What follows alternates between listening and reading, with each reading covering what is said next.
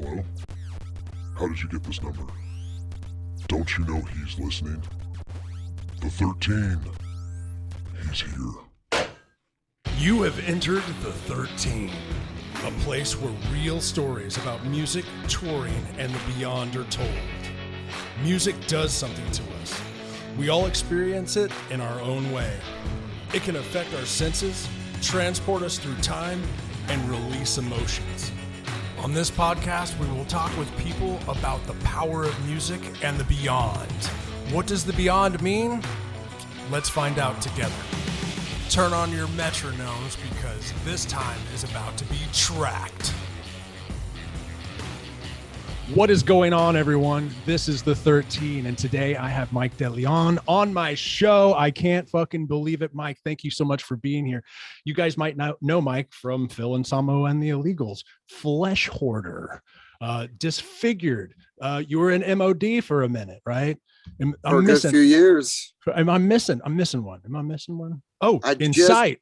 Yes, I just joined Incite. God, it's been busy, man. It's been a good time, a good ride, lots of metal, lots of riffs. It's been a hell of a ride. First off, I'll say thanks to everybody out there watching, and thanks to the 13 podcast for having me on, man. Texas proud right here, man. Repping hard, brother.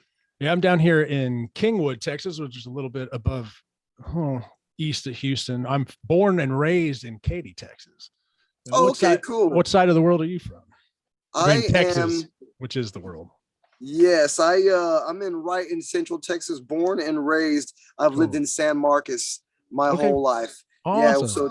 Yeah, so it's a perfect little city, and I'm right in between San Antonio, right between Austin. So there's usually metal coming to one of the two cities, and it's just been a really good place for music and just eating it all up, man. I used to hang out in San Marcos a lot. I had a lot of friends who went to college down there and would hang out in the square or whatever. And there was a piano bar down there, and this guy named Taxi was out there all the time. And I would hang out. That dude was super cool. Anyway, Taxis. Yeah, you know it. You know that. Okay, cool. Yeah, that's a cool spot, man. They used to do karaoke, have some drinks, and do karaoke over there. Oh, okay, right on, man. Yeah, I love that place. That's a good. God. It's been like 20 years, but at that place, maybe not that long, 15, whatever. Well, right on, dude. So for the people who don't know about you, you want to tell everyone a little bit about yourself? Awesome, man. My name's Mike, Texas born. Been playing guitar for as long as I can remember, man. I started in a band back in right out of high school. My first band, we were called Disfigured. Put out a few albums. Totally. We used to play at the old back room in Austin, Texas. I used to live right up the street. So you know how there's a hill and there's apartments up there? I lived in those apartments when I lived in Austin. Yes, man. It's been many nights hanging out in all that area right there. That's awesome. The old Riverside area. Riverside. So now it's that area. It has a new spot called Emos. The new Emos is over there. Yeah, so, that's what Al was telling me. Yeah, so it's still cool. But my first band was Disfigured. We used to jam over there all the time, and we did some touring, put out a few albums. From Disfigured, I formed, but me and the dudes in the band Flesh Hoarder got together and started getting busy with that band.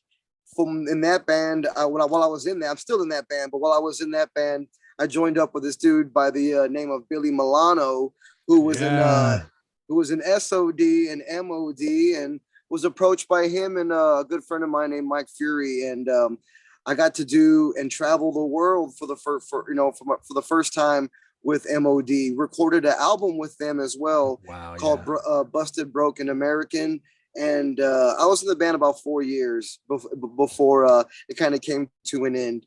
But what was the time frame there? What was the years? 2011 to 2015. Oh man, I had already started working in oil and gas. I knew Billy from Headhunters, but I knew him through my buddy Big Mike, who's also a little shredder himself. But anyway, he knew him, and it's a small world, dude. Everyone's just kind of connected in the music scene. Especially in Texas. Yeah, absolutely. For sure. And when you mentioned Headhunters, that's where I met Billy as well, because my band Disfigured was playing Headhunters, all the time. and he was always there, and we became buddies and whatnot. Actually, Okay. I talked to Billy earlier today. I Oh, actually nice. heard from him, Billy. Yeah, I've been talking to him here a little bit here, a little bit there. He seems to to be busy again with MOD, and Oh, he's got good. his thing going on. So I've said, I've talked to him a couple times. He's reached out and whatnot. But I was in MOD for a bit. Got to do some really cool stuff, and then while I was in that, I ended up meeting and introducing myself and getting to meet the guys in a band called Philip H. Anselmo and the Illegals. And just being a Texas cat, man, I was always a gigantic fan of Dimebag Darrell, and Absolutely. and then Pantera, man. Growing up, ay, look at that beautiful thing, light it up, baby. That's nice, man. I love it.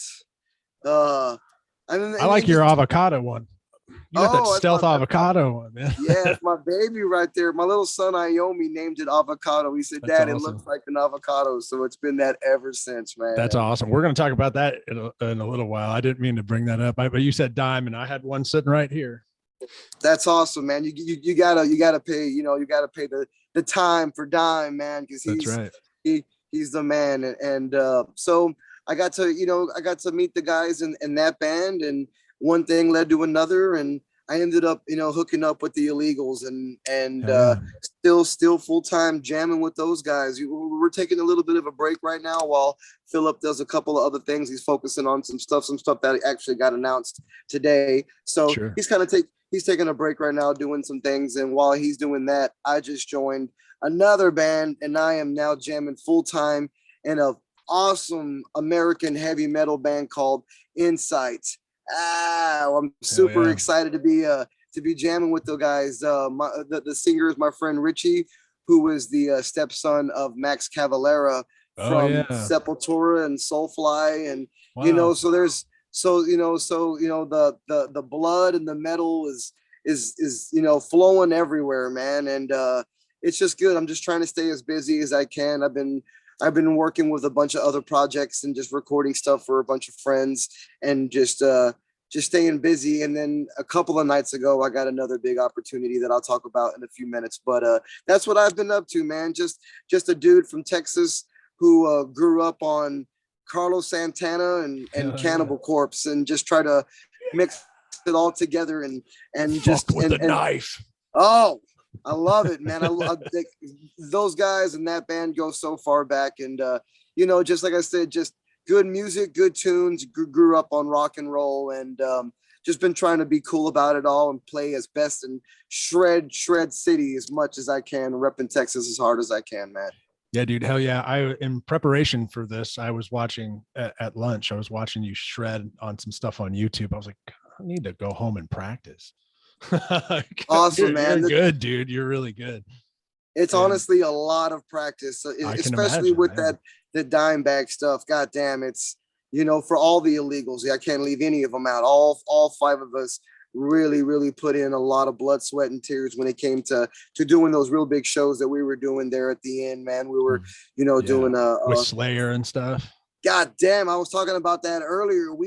My son was like, Dad, I want to see Slayer again, and I'm like, don't we all? Everybody wants to see Slayer, and I was telling him, I was like, I said, Daddy got to play the last show, man. Daddy was there, and we played the final show, and it's just thinking about it, it's pretty surreal, man. But yeah, that's amazing. it was that whole experience was amazing. So we definitely got to do some cool stuff, brother. Man, I saw Slayer 9 times. I know, because when you see Slayer, you count. Right. You count them. And I all of them had Dave Lombardo, and all of them had Jeff. So you saw Slayer. I saw Slayer.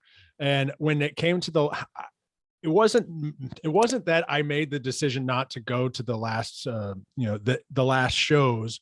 It was more or less like I didn't go to the last show because I had work or something, but it made me having work made it a little bit easier to have an excuse saying, well, Jeff's not there, and so I didn't go. And now I actually kind of regret it, because yes, I should have gone. like even on that tour, we did, it must have been, 25 shows in 30 days, with a few days off here and Wow. there.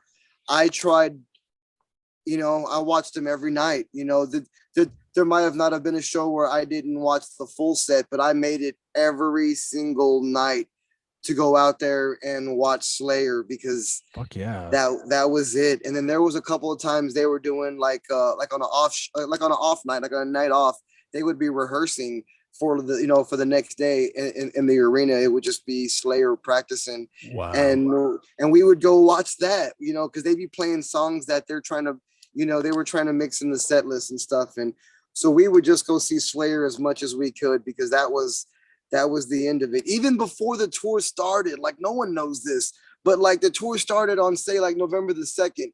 Well, November the 1st, we got in the night before the first day of the tour, and we were invited to go watch Slayer practice for the first show. And it was literally an empty arena, and then like maybe 10 of the illegal crew. It was like the illegals and like our crew.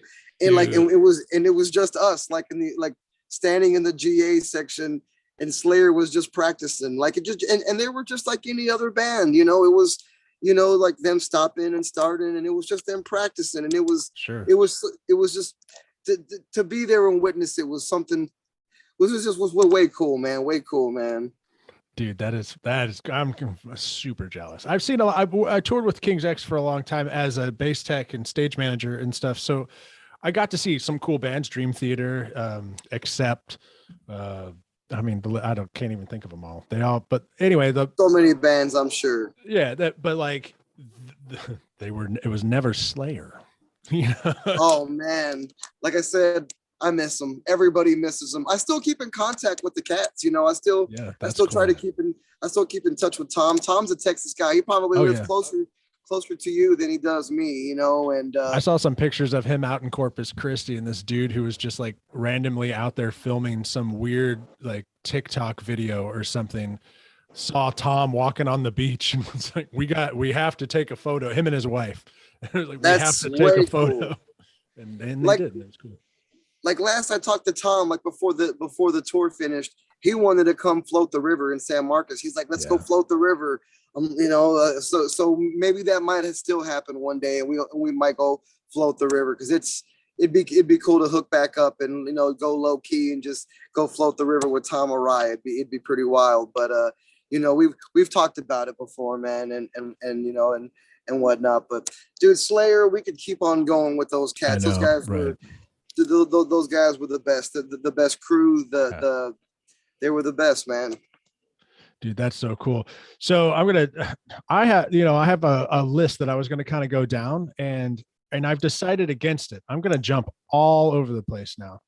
So one of my things that I learned about you today at lunch was that you like wrestling. Oh, big wrestling fanatic. And I like the old stuff, and because you and I are similar in age, I think that we like probably the similar stuff. But I heard in the interview I watched with you that you saw the fucking Undertaker driving his motorcycle down a dirt road or something, or a back road. Dude, like, how cool is that? Like 10 minutes from right where I'm at right now, my jam spot, where my real jam spot where I have all my gear. Yeah. It's the flesh holder room. We were cruising out there. It's in the back roads, of San Marcos Hill Country. Yeah. And he was on his motorcycle, and I was driving, and as a wrestling fan, when you see somebody, you know who it is. And right. It's the Undertaker. He lives in the Bastrop area, I've heard, and okay. Austin, out there. So I was like, there he is. He was right there, man. It was so crazy. It's almost where you want to just turn around and chase him down. But I just tripped out, I just tripped out and drove to my jam spot. But yeah, man, I ran into the Undertaker one time, just cruising through the local scene, man. That's right. It was wild. Awesome. Dude, my favorite thing, when he retired not too long ago, I was sitting there going through all the old footage, and I forgot about the Hell in a Cell match with him and Mankind, where he dropped Mankind off the top of the fucking cage all the way to the ground. Oh, like, that was that was huge. And I thought he was dead. I thought he killed him.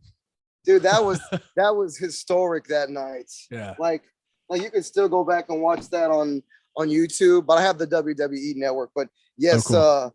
that was a badass night. I totally remember being at my grandma's house and watching that live in person. That is cool, dude. Did you ever play N64 and you were playing, I can't remember the name of it was WWE. Man, I can't remember the name of the game, but it was on the N64. And me and my buddies, we were in our first band. We were in a thrash metal band called Grimoire in high school. We thought we were so cool. And we would just sit there and play that game over and over and over again. Like, okay, you can't DDT me. And then we'd go out in the front yard and be like, fuck you, I can. And like all the guys would try to DDT each other into the concrete. Oh man, like when it came to video games, like I played some video games. Sure. I remember playing when it comes to like wrestling games, the old Mike Tyson's Punch Out. Oh yeah. You know what I mean? Like growing up on that and some Mortal Kombat. But I do remember playing like Royal Rumble. Yeah. You know, the Royal Rumble and some of those wrestling games, and always going for like Shawn Michaels because he was a San Antonio cat. Yeah. You know what I mean? And then just trying to just always picking the local dudes, Stone Cold Steve Austin and trying to kick ass with those cats, man. Because Stone Cold said so. Yeah, those guys are awesome. Man, I hope I can meet Stone Cold one day. It would be so fucking rad, dude. Man.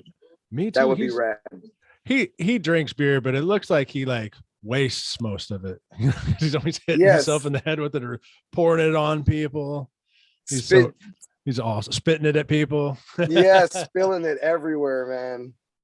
Okay, cool. So we could talk about all these subjects all day long, but I'd rather move on to gear because I like gear. And then I want to jump into touring and your new projects and all that other stuff. But I want to talk about your gear. You are with Dean now. Is that correct? Yes, that's awesome, man. I love talking about gear. Gear is one of my favorite things. Guitars, amps, pedals, guitars. You know what I mean? It's one of my favorite subjects. When I run into all my buddies from around the globe, gear is always one of our go-to talks for all of us. Everybody wants to know what everybody's using. But I recently signed on almost a year ago to Dean fucking Guitars, and I cannot,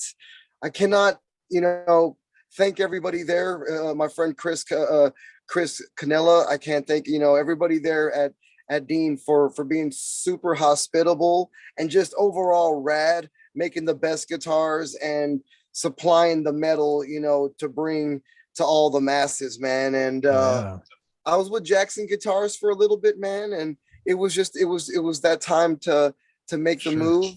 And Dean has been great. I now have a couple of I have 3 Dean guitars. I have a 7-string ML that I use for Flesh Hoarder and for Incite. Oh, cool. Oh, hold on. While you're telling me that, what are you guys tuned to in those bands? Because I was listening to it earlier and I was like, okay, I don't even know where he's at. Like, that's heavy shit. Yes, like we are tuning to A flat. Dude. A flat. Yes, we are like really, really low. I love it. And so we're still trying to bring the clarity and everything and make sure everybody, can hear each note and everything that we got going on. And But A flat with the 7-string, and then with Incite we tune down even lower to to A. So like we're pretty low, and but it's awesome, man. I have a 7-string, and then I got my dime stealth. It's and I call it avocado. Avocado, man. Yeah. Yes, it's green and it's absolutely gorgeous. It's one of my favorites. I've seen pictures of it. It is beautiful. That's awesome. I just put some new strings on it a couple days ago, and I always say new strings equals new riffs. That's right. Yeah, because as soon as you get some strings on it, it's time to break it on in, man. So I put some new strings a couple days ago. You using Ernie Ball? Ernie Ball through and through. I've been with Ernie Ball for like 4 years now, and they have been awesome as well. And what's your gauge? They've been supplying 56s through 11s on the 6 strings, and then 62s on the 7 string. Dude, Seven that's fucking sick. Yeah, through 11s. Yeah, so super brutal, super low end, and chunky, nice and chunky, man, Yeah. especially for everything that we're doing. And so, and then I also have a V, a Dean V, and that one I Oh, call cool. salsa. It's my brown guitar, and Okay. it's absolutely gorgeous, and she plays so good, and been really really happy with her. So everything at Dean has been great. Sooner than later, I will most definitely have a Deleon signature guitar, and I'm gonna get something wicked crafted and built, and it's gonna be awesome, man. So Dude, yeah, that's awesome. sooner or later you will see a Deleon Dean, man, and I cannot or a Dean Deleon. I can't wait, man. And it's going Yeah. to be really, really cool. And like I said, I tip my hat to everybody over there for believing and thinking of me, and right back at them tenfold and supportive. Yeah. I've been really, really happy with them. Do your pickups. I think I saw something where you said something about EMGs. You like EMGs? Yes, I So do have. I. I love EMGs. I've been with them for about 2 or 3 years now Oh, cool. over at EMG, and it's been great. They're my homie Tommy over there has been awesome, and great pickups. I always say set the standard.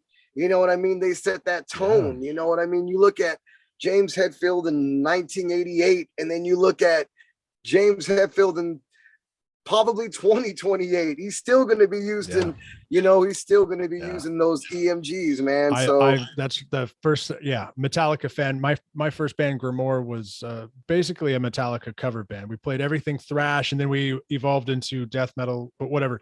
It started out with like Metallica is the band and Pantera, and we must emulate them. And we did, and I was like, okay, EMG 81 and 85, where do I get that? How much money do you have? Talking to all my buddies, like, okay, I need $100. And like getting active pickups for the first time was pretty amazing. So my question is, what do you got running in the stuff in your guitars now? And since it's in these Deans, like I got dime buckers in these, which is great. They sound great for what this is, but what do you got going on in yours? if I'm gonna be quite honest with you, and you know what, I'm gonna be quiet like I always am. Right now, in both of my Deans, I got them Seymour Duncan dime buckers rocking in both of them, and honestly, they fucking squeal. I could get Right. the Yeah. squeal out of them. I need to get one of them with some EMGs in it. I just want to see the difference, Sure. and see where I'm at when it comes to the difference. But right now, I have some Seymour Duncans. I'm running the dime buckers and the DM3s on top and the dime bucker on the bottom, and on all three of my Deans. And I'm just super happy with that. But I do need to get some EMGs going. I know they want me to, so I need to. And Yeah. I want it's to just know some, too. Let me know. yes, and I just want to know. I want to know and see how it is. Once they're all installed. But right now, I'm rocking the Seymour Duncans, and I've been really really happy with them. Dude, hell yeah. Yeah, they're great. I mean, can you hear my dogs losing their mind out there? I cannot. Perfect. 'Cause I Yeah, I can. actually cannot. Cool. I want to keep talking about gear because I want to talk about my Mesa Boogie amps, Yeah, I and got that how we written were right just here. talking about Metallica. Growing up watching them, seeing the Mesa Boogie amps and the stacks all over the stage. Yeah. Once again, I was just like, that's what I want. I want those. I want that steel. You just saw the steel. You just were like, that's metal, man. That's Fuck yeah. metal. And so for the last few years, I've been super happy being over at Mesa Boogie. I've been, they've been supplying my stage for the Slayer run that I did. Full Mesa Boogie, Hell yeah. always, and even moving forward, everything I do is all Mesa proud, and just want to throw them out there that they rule, and they're the metal amps. They they are. there's so many to choose from, but when it comes to me and bringing that rock and roll madness, I like to roll with them Mesa Boogies, man. Yeah, Mesa, dude, the triple rectum fire. There's a guy that called it that, and I've never forgotten it. And it's true because those things will like light your ass on fire. You know, like they're Yes, yes. amazing amps. So that's That's fucking exactly what awesome. I have. I have And, a triple and a dual, and oh, that cool. triple was, that's my go-to all the time. Is that triple, man? It's just balls deep in rock and roll, man. I love it. And for your cab, you have the slant, the one that slants up at the top and then goes straight down. Yes, I So have it's like two the of those. 412s. Yes, the oversized. They're going to be a little bit bigger, like 2 inches bigger than Oh, than the perfect. standard. Yeah, so they're just a little oversized, and got two of them, two heads, two cabs, ready to rock and roll, man. Trying to, like trying to trying to bring that ripping rock and tone, man, every time. Yeah, I've always been really jealous of everyone who has one. Al has one, Al Shire, and Yes, he brother has Al. one. Yeah, brother Al. He's when he played, he was a last minute input into Razor 13. So we recorded an album with Doug. Then we needed to tour for it, and then we realized we needed another guitar player because it was just Big Mike, me, a drummer, and Doug, and we were missing someone, and Shire filled in real quick. He learned the songs in like 3 days and went on the road with us, and Awesome. he brought that triple rectifier with him, and it changed the tone of the entire. I mean, the whole live feeling just got huge.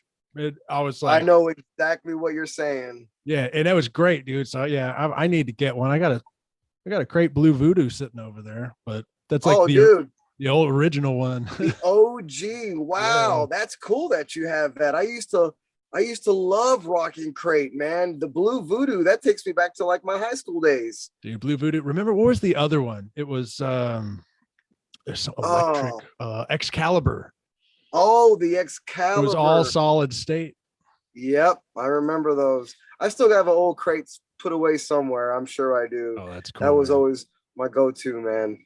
Um, Real quick, while we're yeah. talking about Al, I want to mention Al. I just did a song for him. I finished it last night. It's going to be Oh, cool. coming out sometime soon. It's up to him. I did some rhythm guitars and I did some guitar solos on it. And he got my bro Matt Thompson, who drums for King Diamond, woo, to play some drums on it. And he might be getting a couple of other badass dudes to play bass and whatnot. So It sounds I'm like really he is. yeah, That's I'm gonna really be looking cool. forward to it, man. Definitely. And in anything that I do, anytime I get any kind of offer, I always put lots of gratitude and appreciation into anything because I like to keep it real and keep it humble as possible. So, being a part of this one song, this 2 minutes and 25 seconds of music, I'm super stoked on it, man. I got to put, a ripping punk rock guitar track on it, Nice. a little bit out of my boundaries. I'm more of a metal Cool. dude, and I try to bring a little bit of a metal touch on it. When you hear it, you're gonna be like, okay, I hear that. I hear that Megadeth influence, Ooh, all over it. You know what I mean? And I can't but wait. yeah, definitely. Shout out to my brother Al Shire and The a new cervix tune. industry, I think, is the what he's going to release that under. Like he's got that band, the cervix industry, and I think That's right. that's what he's going to drop that as. So that's going to be really super cool. He's been talking about it for a long time, and I can't wait. Awesome, man. All right, so back onto gear because like this is I want to get to touring stories. I want to get to new announcements you have, but I really like I'm a gear guy myself, even though I've been in oil and gas for the last decade and haven't really played much. I'm in an internet band. Who cares about that? But like I just love gear, so this is fun for me to talk about. I haven't seen anyone on the internet talk about your pedals, and I know you got some, but I don't know what they are. Man, that is actually a great question, man. Nobody ever asked that. That's a good point. As much as I can put some thought into it, nobody asked about my pedals. All right, let's talk about my pedal board. It's very, very important to me, my pedal board. Yeah. I have the whole thing dialed in. So first I run straight in, like plugging into my guitar is gonna run right into my tuner. Yeah. First and foremost, I have to have my tuner. It's always been reliable and it's never let me down. It's there. It's What the old is it? Is school. it a Boss BR It's Boss? yes, the The old white boss, one? the white one, man. It's just my go-to tuner, man. And Yeah, and it's you great. know, and there's so many new technical tuners out there and whatnot. You know, like we can talk tuner gear for fucking an hour, just tuners. Right. You know, but yes, that Boss tuner is the first thing I plug into, checking my tuner. Then from that I go into my whammy pedal, which is also a D tuner. It's the old Digitech whammy pedal, and I was using that for like songs like Becoming. You know, when Dimebag would do the, you know, we were using the Becoming and other Pantera songs that were like Hellbound from the last Pantera album. Yeah. There's a couple of whammy bars going whammy dives going in that. So I go into my whammy pedal, which is also a D tuner, so I can go up and go down on my tuning no matter what tuning I'm in. Cool. It's a great pedal to have, you know. And so from there I go into my old school Crybaby 2 wah-wah pedal. Just this, you know, it's another one of those. I can see it in my head. I know exactly what you're talking about. Yes, and it's such a, you know, I've had it for years and it rocks. I use it for like songs like Fucking Hostile or This Love. A lot of the stuff Dimebag was using, you know, his wah-wah pedal on and whatnot. So it's a very important pedal. Use it for the Incite stuff. And then from that, I go into one of my main pedals, and that is going to be the Moore. Like a big time fan of the Moore pedals. This is going to be the GE 200. I had the 300. It's a great pedal, a little bit more advanced, which is totally cool. But I don't need any of that extra, you know, synthesizer stuff. I just need some fucking crunchy tones and some clean tones. Yeah. So I run through a Moore, and that just gives me some different effects that I need. You know, some boost, some a little bit more of noise gate. I got my noise gate built right into that, and gotta have that. Gotta have that noise gate, you know. And man, I love talking gear, bro. This rules.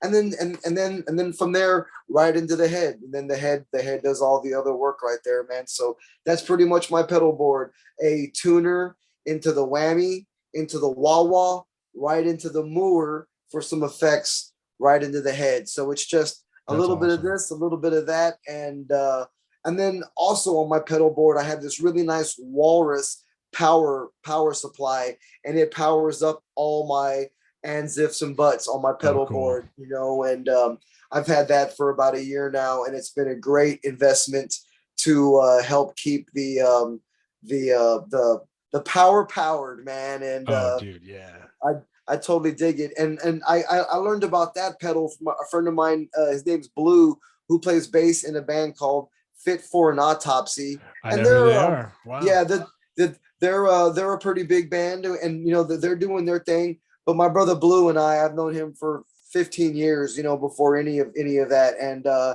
me and him talk gear from time to time, and he was like, "Get the Walrus. The Walrus is the power, man. It's a good one to get." So you know, I got that, and then just my Mesa rig, man. So that's all the pedals that I use, and you know, shout out to all the guys making all that happen right there, man. Dude, that's great. Yeah, you got to have power to your pedals, man. There's a story, and I'm going to tell it. I wasn't going to tell it, but I'm going to tell it. It's going to take 2 seconds. I was in LA at the gig on tour with Razor 13 before Doug Pennick joined. We're playing our very first show in LA. I'm fresh, dude. I'm 23 or something. I'm young. And I'm like, this is so fucking cool. I'm in LA. I'm playing a show. And we come out, there's a curtain there. The curtain rises. There's all this smoke. We're out ready to play to this crowd. Six Past Hell had just played in front of us. And from Houston, Texas, Razor 13. And we go to hit the first note, and it's just going to be this big open E, except we were in C standard. Boom, but the guitar player, fucking his pedal died, and everything just went to shit. Damn. It was all right. I mean, it was like it's a funny memory now, but man. that right there leads into a story that I got real quick, which is great. I love talking these stories. I like hearing these stories. They're good because I remember all these stories, you know, that everyone tells me. Sure. So Madison Square Garden. Oh God, that's a big venue.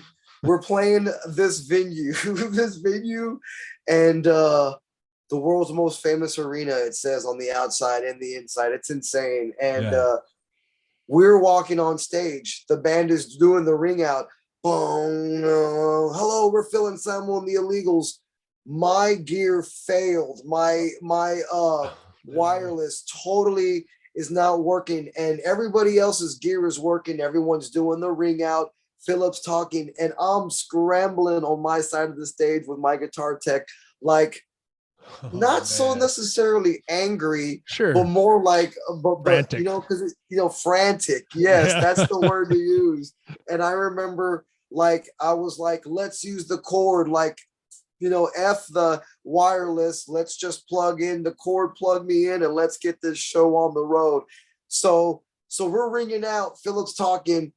I'm scrambling, and it's literally the four hit counting right into the first song. So the second between the last hit and the run into the first song, he plugged in that chord, and I mean the juice went up the chord into the guitar, and I mean it couldn't have been any perfect timing than it was. That's and awesome. I'm telling you, this is a sold out Madison Square Garden. Right. I'm freaking, we're all, just had a big huddle, the whole huddle talk. We're all excited. Sure, and then I get up there and my shit is not working. We had just done sound check, an hour before, and then now here's the big moment and nothing was working. So it was just one of those rock and roll. Let's plug in the old chord, and it just kicked in right in the nick of time, man. It kicked in right in the nick of time. And we were going into the song Mouth for War from Pantera, so like, I mean, it was just like, I was like, it was the second it started, it was pretty wild. Dude, that's, oh man, we could go on and on about this. I know you're busy. I know you got a lot of things going on. I want to make it through this list, but I want to keep talking about stuff like this with you. So if you ever want to come back on, you will always be welcome. So we can continue the conversation. Because I got 1,000 stories like that, like stuff going down in Florida because it was too humid. Like, I mean, like all the gear shut down the whole stage. I'm sure you do too. I got stories, so many stories, man. Oh. Here we go. We're jumping. We're staying with gear, but we're jumping. I saw a photo of you at Max Cavaliere's house holding his ESP. How the fuck was that? Woo! Really monumental, especially, anytime something really happens majorly in anyone's life, it's always a monumental feat or a feeling you get, you're like, wow, that just happened. Well, I was with the Incite guys, and we were over at Max's, having a little meeting of the minds, if you know what I mean, and having a little talk, and we walked out of the house, and I stayed behind because I just wanted to look at the walls inside the home, and Max's wife was very kind enough. Max's guitar was sitting on the couch, and I looked over. And, I watch a lot of Max's tracks where he goes live. Max tracks. I love it. I was sitting, in the living room, and I look at her, and I'm like, that's his guitar. That's the guitar he uses in his videos and in his writing process. And she was just very kindly was like, you want to take a photo with it? You want to hold it and take a picture with it? And I was just like, yes, very casually, like, yes, I do, which honestly, it was very, I was like, yes, I do, and I had to do a thumbs up or something because I was just so like in the surreal moment of it all. And, she took the picture, and I put my phone back in my pocket, but mentally I was tripping out. I was like, I can't believe this is happening, but at the same time, just being real, cordial about everything as well. We're all brothers, in metal in this industry. We're all just trying to play music and make music and just have fun, and so it was really cool to be there and stuff. And then a few minutes later, Max came out of his room and came around the corner, and now we're like standing in the hallway in Max's house, and it was maybe a minute long. But I gave him a big hug and told him it was good to see him again. And but it's just one of those moments that you just like, it's just a very big wow metal moment, to be happening. And it was that's the story of how that went down. And it was very cool, man, very cool. And we got some big announcements in the Incite camp. I can't really announce at the moment, but we got some really cool stuff on the way, really cool stuff on the way for us. So I'm really looking forward to it. It's all tribe related, so it's gonna be cool. yeah, it's gonna be really cool, man. So once we can get the word out on everything that's stirring up right now, man. You got a lot going on, man. So speaking of stuff that you got going on, or may not be able to talk about, you got shows coming up, right? And who are the shows with? So let's do a quick rundown of what I can talk about real quick, because I got a big announcement I want to make with you right now. Let's get to that. Okay, I'll get to that here in a second. Cool. First show up, I got a big one up coming up in 2 weeks, flying out to the great city of Chicago, Illinois. I'm super stoked. We're going to be doing a flesh holder. We're playing it's a festival called the Chicago Domination Fest. Yeah. 3 days of awesome, great, big underground death metal bands. It's going to be a big family reunion of friends from everywhere. I cannot wait. Hell yeah. And Flesh Hoarder's playing on Friday, the 28th or 29th, I believe. Excuse me. And very, very excited about it. Get out of Texas for a little bit, get on a plane and go play some music, man. So pretty excited about that. And then in September, Incite has a run. We're going to be announcing the dates in the next couple of days. Okay, we have a run. It's going to be a headlining run, which I'm excited to get out. We have the band just dropped a new album, and we have a run in September. We're going to be hitting the West Coast, and dates for that and all that announcement will be announced probably by week's end. So cool. It's July the 13th today, so hopefully by the end of the week we got some dates to announce and some clubs to be bringing bringing the metal to, man. I can't wait, dude. You're on the 13 on the 13th, and it's a full moon. Oh man, that's just metal as fuck. And you're wearing a Cradle filth shirts. So that means the Wolves are coming out tonight. That's right, dude. I mean, it's going to be great. I've got the Bible right next to me. Oh, dude, I gotta get me a copy, man. I love me some Cradle, and huge fan. I just went and saw them with Danzig a few weeks ago. Oh man, I wanted to go so bad. Super awesome show. Did you get to meet Danny? I've met Danny a handful of times. I ran into Danny and I took my 8-year-old son and my wife with me, and my 8-year-old son's a new fan, and cool. so is my wife. They're new Cradle fans, but my little boy got to meet Danny, and being a little 8-year-old kid meeting one of his favorite new bands was huge. Huge to him. I met Danny, and he's this tall, and like I don't know how old I was, 20 or something, and I was like, I had Dusk in Her Embrace in my hand. I was like, it's my favorite one. I was like, would you sign this? And he was talking to some chick. He was like, yeah, Danny was cool as fuck. But he had those contacts in, and he looked into my eyes. And even though he was this tall, I was like, he just ate my soul. I don't know how he did it, but he ate my fucking soul. That's pretty awesome, man. He's a cool cat. He's just super nice. Yeah. Super cool cat, down to earth, and total metalhead. You know what I mean? Yeah. Total metalhead. Oh, yeah. And he has his own style and we could, sure. I gotta come back on the show because we could talk so many subjects and bands, you know what I mean? Yeah, absolutely. We could talk an hour about Cradle and the impact that band had on my life. And me too. Listening to Dusk in Her Embrace, and when it came out, back in the 90s, and just my old email address used to be devilshorror6x@yahoo.com or whatever it was. I love it. It was because of that band. Yes, that's and now to be to grow up now and be friends with so many of the bands that I grew up listening to, and it's absolutely mind-blowing, but it's honestly really cool to see it from a whole different perspective and aspect. And these guys are just dudes that are just trying to like with Max and with Philip and everybody are just, they're all metalhead dudes just trying to to make music and, you know, express themselves, you know. Sure. And, you know, it's really cool, you know, seeing it from a different, you know, point of view, and you know, being friends, like I said, being friends with all the guys is just wild, you know. It's just super cool to be acquaintances with all these cats, man. It's pretty awesome. That is Trying awesome. to shred, trying to bring the metal, man. Hell yeah. You have a big announcement to make.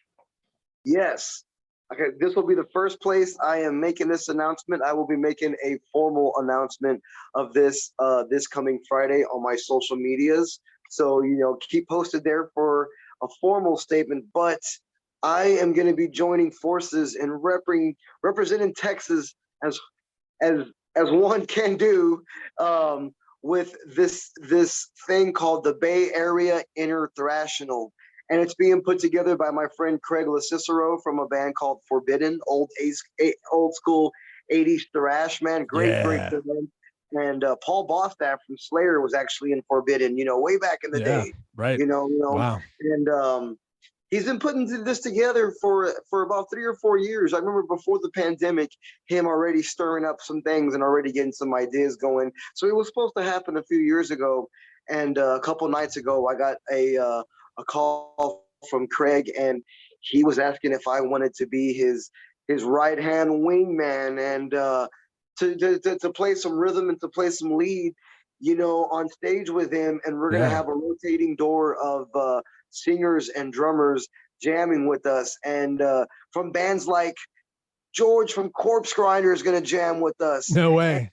And, we got Randy from Lamb of God doing Fight Fire with Fire with us from Metallica, and the dudes from Creator, the dudes from Exodus, Testament. You know, everyone's going to be doing some special stuff. And so right now I am in song learning mode. I have a set list of some songs from a bunch of Bay Area originators. I mean, original metal bands, man, bringing that so cool crossover thrash, man. You know, when I was a kid. So to be a part of it and to be asked to play with, you know, such a fantastic group of metalhead dudes, you know, who have definitely been doing it a long time, to be alongside them is going to be great. And they have us going on before Lamb of God, so it's going to be a festival called Dynamo Metal Fest, and I believe it's in Eindhoven, and it's going to be next month. So yeah, I got that. It just came about. It's going to be super gigantic. You know, they got us on the big stage. We're going to be playing with a bunch of big players, and it's a big opportunity to get out there and, like I said, represent Texas, especially alongside all the old school 80s thrash dudes. You know, these are all players of the game, you know, for a long time. So I'm super honored to be asked to be a part of it. And once I get the word out, you know, you're the first person I'm really telling, man. And yes, it's right here on the 13th podcast, man. You know, once I get the word out, it'll be some big news, and I just can't wait to drop the ball on everybody. But right now I'm in crunch mode, and I got that lined up. I got some Incite tours announcing and Flesh Hoarder shows going. The Illegals, we wrote a ripping album about a year ago. When it's time, that album should see the light of the day. We wrote a ripping new album, man. And like 15 songs in a day or something, right? Yes, like 15 songs in a week, like 4 days. Yeah. Like 4 days. Lots of weed, lots of riffs. And it was it was so much fun. I can't wait for that to come out. It's going to be a mix of just old school metal, man. Some good old school stuff. Yeah. You know, and can you touch on this new thing that came out today where they're talking about a Pantera reunion? Do you know anything about it? Okay, I know a little bit. I know some about it, man. So right now with the Illegals, we're taking a little bit of a break. It's been said today that Philip is going to be joining Rex for a Pantera reunion. Now, you know, we all know that, you know, Dime and Vinny aren't able to be here to be a part of the reunion. So they are going to be doing, you know, justice and playing the Pantera songs. It seems that they probably have a couple of dudes, you know, lining up. I I think I have an idea. I've kind of gotten word, but I could be wrong. It could, it's rock and roll. It could always be, somebody else. Do I wish, a lot of since it's been announced 2 hours ago, my phone has been on I blow up bet. mode. I Everyone's bet. blowing so many. A second ago, I took my phone and I just could not believe all the messages that I got to Oh get back yeah. to I in a bet, little bit. man. But am I going to be playing guitar? I'm going to probably have to come out and make a statement about it and clear the air because everybody wants to know. I'm gonna say no at the moment right now. It seems like they probably got a couple of guys. I'm not gonna lie and say I'm not bummed. I wish I could be a part of it. I wish all the illegals could be to have a part of it in a way. But I'm happy for Philip. He's Yeah. getting the band back together. He's getting back Sure. with Rex. You know what I mean? I'm happy about that. You got to tip the hat, and I wish I could be jamming with the guys, but am I happy that they're jamming? Fuck yeah! I get to hear Fuck these yeah. songs. I get to be in the crowd again, enjoying the Yeah. mosh pit with everybody else and enjoying it. So I'm very happy for the man, and it's gonna be awesome. And maybe I'll come out and hang out on the road and poke my head every so often and say what's up, man. So I'm Yeah, really happy nice. for what they got going on, and that's pretty much everything I could say about it right now. Right on. Sure. Yeah. Well, hey, man, thanks for commenting on that. That's fucking awesome. Every time I think about Rex, I've met him several times. I met Dime several times, Vinny several times, Phil one time briefly, but it was after reinventing the Steel show in Houston at the Astro Arena. It was real quick. But all the other guys met several times. Now, me and Rex, besides meeting and hanging out at certain times, he would come to King's X shows and I would have to tune his bass for him because he would come on and play a King's X song with King's X every time we played Dallas. But like, so he would come up and he'd say, "Hey, I learned this song in this tuning. I was playing it at my house in this tuning." And I'm like, "Oh, okay. So that's what you want your bass to be tuned to. You don't want it to be tuned to what Doug's playing." And he would be like, "Yeah, no, I learned it in this tuning." I was like, "Okay." So I went and I tuned his stuff up. And I was like, he knows how to play it this way, blah, blah, blah. He went out there to go play it. Everyone hits an open E. Guess what? He's not in, not the C or not the whatever. And they Yeah, all turned around and look at me. And I'm like, and that happened twice, two different occasions at like once at the House of Blues and once somewhere else. And Doug even one time was like, "Ryan, that's a cool story. it's an That's a interesting." cool story. He was totally fine with it. He didn't get mad at me or anything. Anyway, Yeah, that's a cool weird story. story. I've met Rex probably 2 or 3 times, and he was Yeah. always, always been real laid back, Oh yeah, kind of he's super cool. quiet.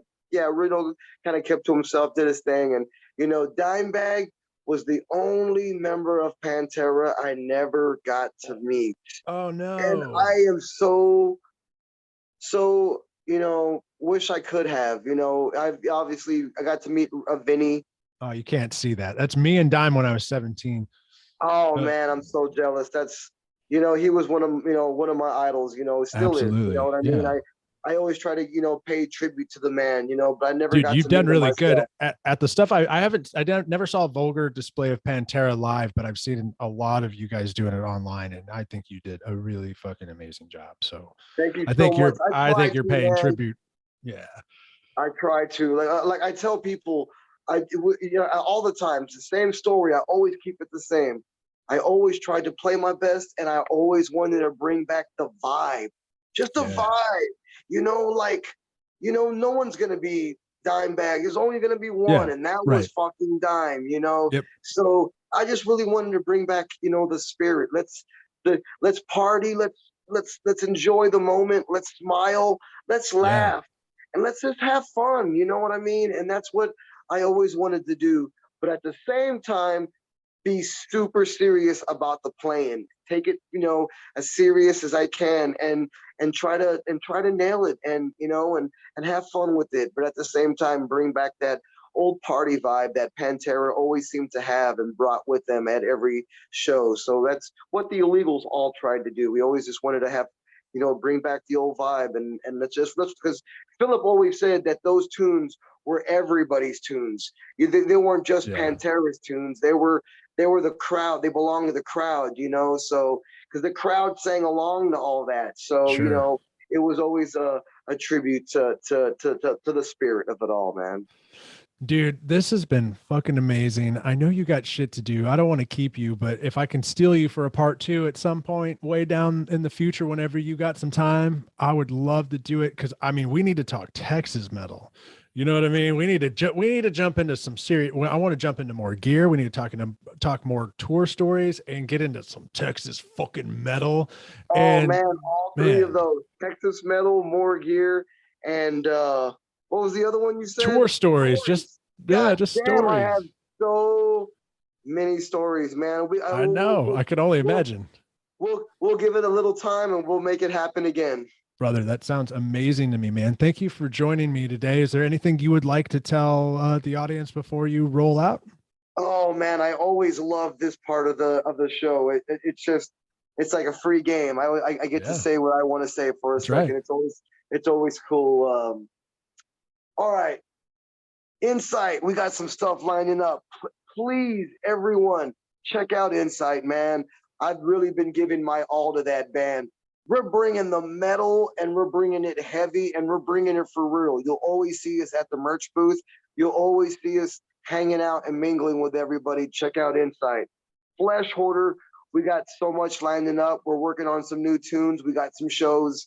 Texas fucking death metal in the vein of Cannibal Corpse, Morbid Angel, all the good bands, man. If you like those bands, give us and Flesh Hoarder a shot. Going to be heading to Europe soon, doing some stuff, and then just to close it out, thank you, Ryan, for your time. 13 podcast. Thanks for having me on, and enjoy your night. And everybody watching, fucking rip a big bong hit and fucking have a good one, man. Dude, thank you so much, man. Everybody, it's Metal Mike. Or wait, I came up with other names for you. How about Incite Mike? Or Disfigured Mike? We'll figure it out. That's totally cool. That's rad. There's Mike so many Hoarder names out there. There's so many names out there. Yeah, dude, you got so many bands. This is awesome. You got so many great opportunities coming on. Thank you so much for coming on, everyone. I'd say the same thing Mike just said. Have a great evening. Thank you for tuning into the 13. I'll see you all on the next one. Mike's info and everything is in the description below, and have a great night. Cheers.